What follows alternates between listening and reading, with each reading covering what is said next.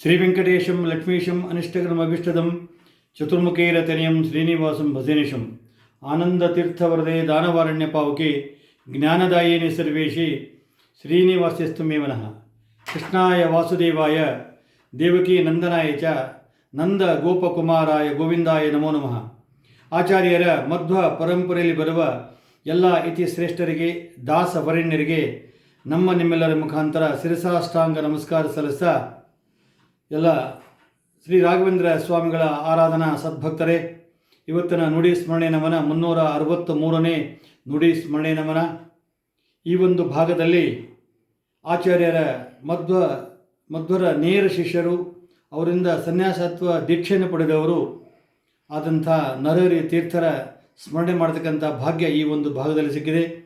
ನರಹರಿ ತೀರ್ಥರು ಆಚಾರ್ಯರಿಂದ ನೇರವಾಗಿ ಶಿಷ್ಯತ್ವ ಪಡೆದರು. ನರಹರಿ ತೀರ್ಥರು ಪದ್ಮನಾಭ ತೀರ್ಥರಿಂದ ಪೀಠಾರೋಹಣ ಸ್ವೀಕಾರ ಮಾಡಿದ ಮಹಾನುಭಾವರು. ಅವರು ಒಂದು ತಮ್ಮ ಮೂಲ ರಾಮನ ಸೀತೆಯ ಆಚಾರ್ಯ ಮಧ್ವರಿಗೆ ತಂದುಕೊಟ್ಟು ಅವರಿಂದ 80 ದಿನ ಪೂಜೆಗೊಂಡಿರ್ತಕ್ಕಂತಹ ಮೂರ್ತಿಗಳು ಪದ್ಮನಾಭ ತೀರ್ಥರಿಗೆ ಬಂತು. ನಂತರ ನರಹರಿ ತೀರ್ಥರಿಗೆ ಬಂತು. ಮಾಧವ ತೀರ್ಥರು, ಅಕ್ಷುಭ ತೀರ್ಥ ಪರಂಪರೆಯಾಗಿ ಈ ಒಂದು ಪೂಜೆ ಮಾಡತಕ್ಕಂಥ ಭಾಗ್ಯ ಎಲ್ಲ ಯತಿಗಳಿಗೆ ಸಿಕ್ಕಿದೆ. ಆ ಮೂರ್ತಿಗಳನ್ನು ತಂದುಕೊಟ್ಟಿರ್ತಕ್ಕಂಥ ಕೀರ್ತಿ ನರಹರಿ ತೀರ್ಥರಿಗೆ ಸಲ್ತಾ ಇದೆ. ಅಂಥ ನರಹರಿ ತೀರ್ಥರ ನಾವು ದಾಸ ಸಾಹಿತ್ಯ ಪ್ರಾರಂಭ ಅಂದರೆ ನಾವು ಕೇವಲ ಪುರಂದರದಾಸರು, ಶ್ರೀಪಾದರಾಜರು ಅಂಥೇಳಿ ನಾವು ಎನ್ಕೊಳ್ತೀವಿ. ಅದಕ್ಕಿಂತ ಪೂರ್ವದಲ್ಲಿ ನರಹರಿ ತೀರ್ಥರು ಕೂಡ 3 ಹಾಡುಗಳನ್ನು ಕನ್ನಡದಲ್ಲಿ ರಚನೆ ಮಾಡಿ ದಾಸ ಸಾಹಿತ್ಯಕ್ಕೆ ಪ್ರಥಮ ಅವರು ಕಾರಣಕರ್ತರು ಅಂತ ಹೇಳಿದರೆ ನರಹರಿ ತೀರ್ಥರು. ಅವರು ತಮ್ಮ ಅವಧಿಯಲ್ಲಿ ಸಾಕಷ್ಟು ವೆಂಕಟರಮಣ ದೇವಸ್ಥಾನ, ನರಸಿಂಹದೇವರ ಒಂದು ಸ್ಥಾಪನೆಯನ್ನು ಕೂಡ ಮಾಡಿದ ಕೀರ್ತಿ ಅವರಿಗೆ ಬರ್ತಾ ಇದೆ. ಅಂಥ ನರಹರಿ ತೀರ್ಥರ ಸ್ಮರಣೆಯನ್ನು ನೀವು ಮಾಡೋಣ. ನಂತರ ಪದ್ಮನಾಭ ತೀರ್ಥರು, ನಂತರ ಮಾಧವ ತೀರ್ಥರಿಗೆ ತಮ್ಮ ಪೀಠಾವರಣ ಕೊಡ್ತಾರೆ. ಅಂಥ ಮಹಾನುಭಾವರು ಇವತ್ತು ಅವರ ವೃಂದಾವನ ಇರತಕ್ಕಂಥ ಸ್ಥಳ ಅಂತ ಹೇಳಿದರೆ ವಿಠ್ಠಲ ದೇವರ ಗುಡಿಯ ಹಿಂಭಾಗದಲ್ಲಿ ಹಂಪಿಯ ಪರಿಸರದಲ್ಲಿ ಅವರ ವೃಂದಾವನ ಇದೆ. ಇವತ್ತಿಗೂ ಆರಾಧನೆ ಕೂಡ ಆಚಾರ್ಯರ ಮಧ್ವ ಪರಂಪರೆಯಲ್ಲಿ ಬಂದಿರತಕ್ಕಂಥ ಶ್ರೇಷ್ಠರು ಕೂಡ ಮಾಡ್ತಾ ಇದ್ದಾರೆ. ಈ ಜೊತೆಗೆ ಇವತ್ತು ನಮಗೆ ಮುಂದಿನ ಅಂದರೆ ಒಂದು ದಾಸ ಸಾಹಿತ್ಯಕ್ಕೆ ಪ್ರಾರಂಭ ಮಾಡಿದವರು ಅವರಾದರೆ ದಾಸ ಸಾಹಿತ್ಯ ಒಂದು 2ನೇ ಘಟ್ಟದಲ್ಲಿ ಮುಂದುವರಿಸಿಕೊಂಡು ಹೋಗಿದ್ದ ಕೀರ್ತಿ ಗೋಪಾಲದಾಸರಿಗೆ ಸಲ್ತಾ ಇದೆ. ಅವರ ಮೂಲ ಹೆಸರು ಬಾಗಣ್ಣ ದಾಸರ ಅಂಥೇಳಿ ಅತ್ಯಂತ ಬಡತನದಲ್ಲಿ ಬಂದರು. ಆ ಬಡತನದಲ್ಲಿಯೇ ಗಾಯತ್ರಿ ಜಪ ಮಾಡಿದರು. ಗಾಯತ್ರಿ ಜಪ ಸಿದ್ಧಿ ಆಯಿತು. ಬಂದಂಥ ವ್ಯಕ್ತಿಗಳು ಯಾರೇ ಇದ್ದರೂ ಕೂಡ ಅವರ 3 ಜನ್ಮದ ಜ್ಞಾನ ಬಾಗಣ್ಣ ದಾಸರಿಗೆ ಗೊತ್ತಾಗ್ತಿತ್ತು. ಅತ್ಯಂತ ಬಡತನದಲ್ಲಿ ಬಂದು ಇನ್ನೇನು ನಮಗೆ ಶ್ರೀಮಂತಿಕೆ ಆರ್ಥಿಕ ಸ್ಥಿತಿ ಸುಧಾರಣೆ ಆಗ್ತಾ ಇಲ್ಲ ಕಾಲಕ್ಕೆ ಆ ಗಾಯತ್ರಿ ಜಪ ಸಿದ್ಧಿಯಿಂದ ಜ್ಯೋತಿಷ್ಯ ಜ್ಞಾನ ಬಂತು. ಜ್ಯೋತಿಷ್ಯ ಜ್ಞಾನದಿಂದ ಒಂದು ಧನಲಾಭ ಕೂಡ ಆಯಿತು. ಅದನ್ನು ವೃತ್ತಿಯಾಗಿ ಮಾಡಿಕೊಂಡು ಅವರು ಮೊದಲಿಗೆ ವೆಂಕಟಕೃಷ್ಣ ಅಂತ ಅಂಕಿತದಲ್ಲಿ ಸಾಕಷ್ಟು ಕಾವ್ಯಗಳನ್ನು ರಚನೆ ಮಾಡಿದ್ದಾರೆ, ದಾಸ ಸಾಹಿತ್ಯವನ್ನು ರಚನೆ ಮಾಡಿದ್ದಾರೆ. ಆ ನಂತರ ಆದ್ವಾನಿಗೆ ಹೋದಾಗ ವಿಜಯದಾಸರು ಅವರ ಒಂದು ಮೂಲ ರೂಪ ಕಂಡು, ಯಾಕಂದರೆ ಗಣೇಶ ವಂಶ ಸಂಭೂತರವರು ಯಾರು ಗೋಪಾಲದಾಸರು, ಅವರು ಕಲಿಯುಗದಲ್ಲಿ ಅವರ ಅವತಾರ ಎತ್ತಿದ್ದೇ ದಾಸ ಸಾಹಿತ್ಯದ ಬಗ್ಗೆ. ಇದು ಕೇವಲ ಜ್ಯೋತಿಷ್ಯ ಅಲ್ಲ ಅಂತ ಹೇಳಿ ಅವರಿಗೆ ಎಚ್ಚರಿಕೆ ಕೊಟ್ಟು ಅವರಿಗೆ ಗೋಪಾಲ ವಿಠ್ಠಲ ಅನ್ನತಕ್ಕಂಥ ಅಂಕಿತ ಕೊಟ್ಟು ಅವ್ರ ಕಡೆಯಿಂದ ದಾಸ ಸಾಹಿತ್ಯ ಕೃಷಿಯನ್ನು ಮುಂದುವರಿಸಿದ ಕೀರ್ತಿ ವಿಜಯದಾಸರಿಗೆ ಸಲ್ತಾ ಇದೆ. ವಿಜಯದಾಸರು ಗುರುಗಳನ್ನು ಎಷ್ಟು ನಂಬಿದರು ಅಂತ ಹೇಳಿದರೆ ಗೋಪಾಲದಾಸರು ಗುರುಗಳು ಹಾಕಿದ ಗೆರೆ ದಾಡ್ತಿದ್ದಿಲ್ಲಂತೆ. ಅಂಥ ಆ ಒಂದು ಸಾರಿ ಹೇಳಿದರು, ಶ್ರೀನಿವಾಸಾಚಾರ್ಯರಿಗೆ ಕೇವಲ ಉದರ ಶೂಲಿಯಲ್ಲ, ಉದರ ಶೂಲಿ ಜೊತೆಗೆ ಅವರ ಆಯುಷ್ಯ ಕೂಡ ಮುಗಿದಿದೆ.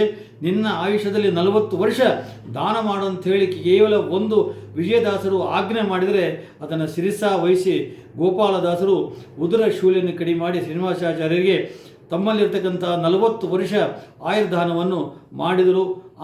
ಯಾಕಂದರೆ ಸಾಮಾನ್ಯವಾಗಿ ಗುರುಗಳ ಮಾತು ನಾವು ಒಂದು ಮಟ್ಟಕ್ಕೆ ಕೇಳ್ತೀವಿ, ಆದರೆ ಆಯುಷ್ಯನು ಇರಲಿರ್ತಕ್ಕಂಥ ಆಯುಷ್ಯನು ಕೊಡುವಂತಾಗ ಯಾವ ವ್ಯಕ್ತಿಗೂ ಕೂಡ ಒಪ್ಪೋದಿಲ್ಲ. ಆದರೆ ಗೋಪಾಲದಾಸರು ಗುರುಗಳ ಮಾತು ಮೀರಲಿಲ್ಲ. ಆ ಶಿಷ್ಯನಿಗೆ 40 ವರ್ಷ ಆಯುರ್ದಾನ ಮಾಡಿದರು. ಸಾಧಾರಣ 82 ವರ್ಷ ಇರತಕ್ಕಂಥ ಆಯುಷ್ಯ ಕೇವಲ 42 ವರ್ಷಕ್ಕೆ ಅವರು ಸೀಮಿತ ಆಯಿತು. ಅವಧಿಯಲ್ಲಿ ಸಾಕಷ್ಟು ತನ್ನ ಒಟ್ಟು 4 ಜನ ಅಣ್ಣ ತಮ್ಮಂದಿರು, 3 ಜನ ಅಣ್ಣ ತಮ್ಮಂದಿರಿಗೆ ಅವರಿಗೆ ದಾಸ ಸಾಹಿತ್ಯ ದಾಸ ಬೋಧನೆ ಮಾಡಿದರು, ದಾಸ ದೀಕ್ಷೆಯನ್ನು ಕೊಟ್ಟರು, ದಾಸ ಅಂಕಿತವನ್ನು ಕೊಟ್ಟು ಅವರಿಗೂ ಕೂಡ ದಾಸ ಸಾಹಿತ್ಯ ಕೃಷಿಯಲ್ಲಿ ಬೆಳೆಸಲಿಕ್ಕೆ ಹೇಳಿದರು. ಕೊನೆಯಲ್ಲಿ ಅವರ ಕೊನೆಯ ತಮ್ಮ ಅಂತ ಹೇಳಿದರೆ ರಂಗಪ್ಪ ದಾಸರು. ಅವರ ಒಂದು 252 ನುಡಿ ಹಾಡು ಮಾಡಿದ್ದಾರೆ. ಅಂದರೆ ನಾವು ಗೋಪಾಲದಾಸರ ಇಡೀ ಮಹಿಮೆ ನಾವು ನೋಡಬೇಕಾದ್ರೆ ಆ ಒಂದು ರಂಗಪ್ಪ ದಾಸರು ರಚನೆ ಮಾಡಿದ ಒಂದು ಕೀರ್ತನೆ ನೋಡಿಬಿಟ್ರೆ ಒಂದೊಂದು ನುಡಿಯಲ್ಲಿ ಗೋಪಾಲದಾಸರು ತಮ್ಮ ಜೀವನವನ್ನು ಯಾವ ರೀತಿ ಒಂದು ಕಷ್ಟಪಟ್ಟು ಒಂದು ದಾಸ ಸಾಹಿತ್ಯಕ್ಕೆ ಕೀರ್ತಿಯನ್ನು ತಂದುಕೊಟ್ಟಿದ್ದಾರೆ ಎಂಬುದನ್ನು ನಾವು ತಿಳ್ಕೋಬೇಕು. ಅದೇ ನಂತರ ಅವರ ದಾಸ ಸಾಹಿತ್ಯ ಬೆಳೀತಾ ಬಂದು ನಂತರ ಅವರು ಹುಟ್ಟಿದ್ದು ಮಸರಕಲ್ಲಾದರೆ ಅವರ ದೇಹ ಬಿಟ್ಟಿದ್ದು ಉತ್ತನೂರು ಅಂತ ಹೇಳಿ, ಉತ್ತನೂರಿನಲ್ಲಿ ಅವರ ಅಸ್ಥಿಯನ್ನು ಅವರ ಜನರಿಗೆ ಹೇಳಿದರಂತೆ, ಮುಂದೆ ಈ ಅಸ್ಥಿಯನ್ನು ನಾನೇ ಬಂದು ಅದನ್ನು ಗಂಗಾ ನದಿಯಲ್ಲಿ ವಿಸರ್ಜನೆ ಮಾಡ್ತೀನಿ, ಅಲ್ಲಿವರೆಗೆ ನಮ್ಮ ಜನರು ಯಾರೋ ಕಾಶಿ ಯಾತ್ರೆ ಮಾಡಬಾರದು ಅಂತ ಹೇಳಿದಾಗ ಇವತ್ತಿಗೂ ಅವರ ಮನೆತನ ಅಂತ ಹೇಳಿದರೆ ರಂಗಪ್ಪ ದಾಸರ ವಂಶಸ್ಥರು ಇವತ್ತಿಗೂ ಇದ್ದಾರೆ. ಅವರ ಅತ್ಯಂತ ಬಡತನ ಪರಿಸ್ಥಿತಿಯಲ್ಲಿ ಮತ್ತೆ ಇನ್ನೊಂದು ಸಾರಿ ನಾನು ಹುಟ್ಟಿ ನಾನೇ ಆ ಆಸ್ತಿಯನ್ನು ತೊಗೊಂಡು ಹೋಗಿ ಗಂಗಾ ನದಿಯಲ್ಲಿ ಹಾಕ್ತೀನಿ, ಅಲ್ಲಿವರೆಗೆ ಒಂದು ದೊಡ್ಡ ಯಾತ್ರಾ ಭಾಗ್ಯ ಅವ್ರಿಗಿಲ್ಲ ಅಂತ ಹೇಳಿದಾಗ ಇವತ್ತಿಗೂ ಅವರನ್ನು ಕಾಶಿ ಯಾತ್ರೆಗೆ ಕಳೆದರೆ ನಮ್ಮ ಹಿರಿಯರ ಅಪ್ಪಣೆ ಇಲ್ಲ ಅಂತ ಹೇಳ್ತಾರೆ. ಅಂಥ ಮಹಾನುಭಾವರು ಆ ತಾಯಿಯ ಮಾತಿಗೆ ಬೆಲೆ ಕೊಟ್ಟು ತಾಯಿ ಎಷ್ಟು ಮೇಲೆ ವಿಶ್ವಾಸ ಅಂತ ಹೇಳಿದರೆ ವೆಂಕಮ್ಮ ಆ ಬಡತನಲ್ಲಿ ಬೆಳೆದರೂ ಕೂಡ ಮಕ್ಕಳಿಗೆ ಏನು ಕೊರತೆ ಆಗಬಾರದು ಅಂತ ಹೇಳಿ ಒಂದು ಧಾನ್ಯ ಮುಚ್ಚಿಟ್ಟಾಗ ಅವ್ರು ಹೇಳ್ತಾರೆ, ಧಾನ್ಯ ಮುಚ್ಚಿಡಬೇಡ, ಯಾಕಂದರೆ ನಾಳೆಗೆ ಎಂಬ ಚಿಂತೆ ನಮಗೆ ಬೇಡ, ಇವತ್ತೇನು ಬಂದದ ಆ ಧಾನ್ಯವನ್ನು ಕೊಟ್ಬಿಡು ಅಂತ ಹೇಳಿದಾಗ ಅದೇ ರೀತಿಯಾಗಿ ಆ ವೆಂಕಮ್ಮ ಕೂಡ ದಾನ ಮಾಡ್ತಾಳೆ. ಅಂತ ಮಗನ ಪಡೆದಕ್ಕಂಥ ಕೀರ್ತಿ ಆ ವೆಂಕಮ್ಮ ಮತ್ತು ಮುರಾರಿ ರಾಯರಿಗೆ ಸಲ್ತಾ ಇದೆ. ಆ ಗೋಪಾಲದಾಸರ ಕೊಟ್ಟಿರ್ತಕ್ಕಂಥ ಸಮಾಜಕ್ಕೆ ಕೊಡುಗೆ, ಅವರ ಒಂದು ಪ್ರತಿಯೊಂದು ನುಡಿಗಳು ತಮ್ಮ ಅನುಭವವನ್ನು ಜನರಿಗೆ ಹಂಚಿಕೊಂಡಿದ್ದಾರೆ. ಏಕಾದಶಿಯ ಒಂದು ಮಹಾತ್ಮೆಯಲ್ಲಿ ಎಂಥ ಬಗ್ಗೆ ಹೇಳಿದ್ದಾರೆ. ಅವರ ಯಾವ ರೀತಿ ಅವರು ರಚನೆ ಮಾಡ್ತಿದ್ರು, ಅವರ ಸಹೋದರರು ಕೂಡ ಅದೇ ಹಾದಿಯಲ್ಲಿ ಕುಡಿದು ಅವರ ಸಾಹಿತ್ಯ ಅಂತೇಳಿ ಸತ್ವಭರಿತಕ್ಕಂಥ ಸಾಹಿತ್ಯ, ಅಂಥ ಸಾಹಿತ್ಯ ಸತ್ಯ ಹೋದರೂ ಕೂಡ ಒಂದು ಸರ್ತಿ 4 ದಿನ ಒಂದು ಕಡೆ ಇಟ್ಟಾಗ ಒಬ್ಬೊಬ್ಬರು ಒಂದು ನುಡಿ ರಚನೆ ಮಾಡಿದರೆ ನಿಜವಾಗಲೂ ಸತ್ಯಬೋಧರ ತೀರ್ಥರ ಮಹಿಮೆಯನ್ನು ಒಬ್ಬೊಬ್ಬರು ಒಂದೊಂದು ನುಡಿ ಮಾಡಿದ್ರಂತೆ. ಅಂಥ ಗೋಪಾಲದಾಸರ ಸ್ಮರಣೆಯನ್ನು ನೀವು ಮಾಡೋಣ. ಯಾಕಂತ ಹೇಳಿದ್ರೆ ಗೋಪಾಲದಾಸರ ಆರಾಧನೆ 262ನೇ ಆರಾಧನಾ ಮಹೋತ್ಸವ ಕೇವಲ ಮಸರಕಲ್ಲು, ಉತ್ತನೂರು, ರಾಯಚೂರಲ್ಲಿ ಮಾಡ್ತಾರೆ. ಅದರಲ್ಲೂ ವಿಶೇಷವಾಗಿ ನಮ್ಮ ಹುಬ್ಬಳ್ಳಿಯಲ್ಲಿ ಕಟಗೇರಿ ಮನೆತನ ಅಂತ ಹೇಳಿದರೆ ಆ ಕಟಗೇರಿ ಕೃಷ್ಣಾಚಾರ್ಯರ ಒಂದು ವೈದ್ಯ ಕೃಷ್ಣಾಚಾರ್ಯರು ಅಂತ ಹೇಳಿದ್ರೆ ಅವರ ಮಕ್ಕಳು ಕೂಡ ಗುರುರಾಜ ಆಚಾರ್ಯರು ಕೂಡ ಆ ಒಂದು ತಂದೆ ಹಾಕಿಟ್ಟಿರುವಂಥ ಪದ್ಧತಿ ಮಾಡ್ತಿದ್ದಾರೆ. ಸಾಧಾರಣ ಈಗ 48ನೇ ವರ್ಷಕ್ಕೆ ಅದು ಕಾಲಿಡ್ತಾ ಇದೆ. ನಿರಂತರವಾಗಿ ವಿಠ್ಠಲನ ಪ್ರತಿಮೆ ಕೂಡ ಅವರಿಗೆ ದೊರಕಿದೆ.